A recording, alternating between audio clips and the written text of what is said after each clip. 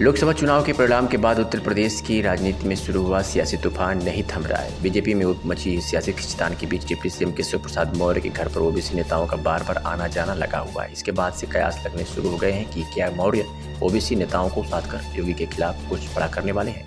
भाजपा के सहयोगी दलों के बड़े नेता इन दिनों केशव प्रसाद के घर पर हाजिरी लगाते हुए नजर आ रहे हैं। हालांकि वो इस मुलाकात को सिर्फ शिष्टाचार भेंट बता रहे हैं, लेकिन सियासी जानकारों का कहना है कि केशव ओबीसी नेताओं को एकजुट कर रहे हैं।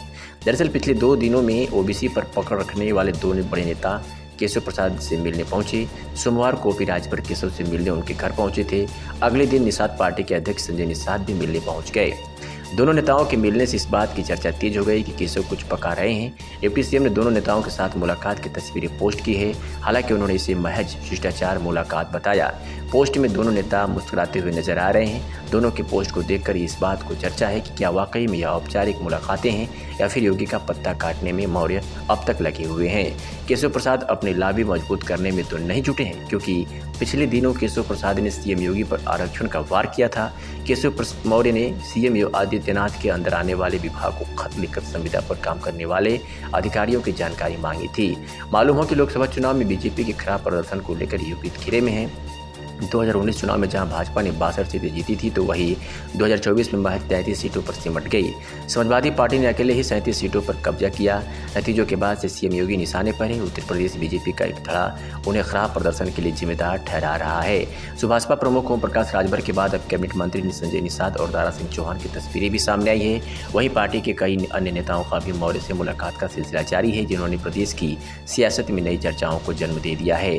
केशव प्रसाद मौर्य लगातार पार्टी के सहयोगी दलों, मंत्रियों और नेताओं से मिल रहे हैं। इन मुलाकातों को महज औपचारिक नहीं माना जा सकता है, बल्कि इसे सरकार और संगठन के बीच शक्ति प्रदर्शन के तौर पर भी देखा जा रहा है, जिसने प्रदेश का सियासी पारा हाई कर दिया है। वही प्रदेश में कुछ बड़ा होने की आहट भी तेज हो गई है।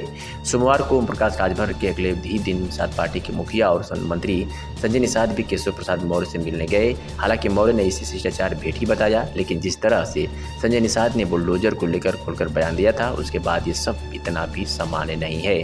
सिर्फ संजय निषाद ही नहीं, मंत्री दारा सिंह चौहान भी केशव मौर्य के कैंप कार्यालय पहुंचे और उनसे बात की। मंगलवार को सुबह से केशव प्रसाद मौर्य के साथ कालिदास मार्ग स्थित कैंप कार्यालय में एक के बाद एक कई बड़े नेताओं के आने का सिलसिला जारी रहा, जिनकी तस्वीरें भी सामने आई है। इनमें संजय निषाद और दारा सिंह चौहान के अलावा विधायकों में त्रिवेदी, गौरीशंकर वर्मा, भगवान सिंह कुशवाहा, ममतेज शाह के आशुतोष मौर्य, सुरेंद्र चौधरी, पूर्व सांसद राजेश वर्मा, पूर्व राज्यसभा सांसद जुगुल किशोर समेत कई नेता शामिल रहे।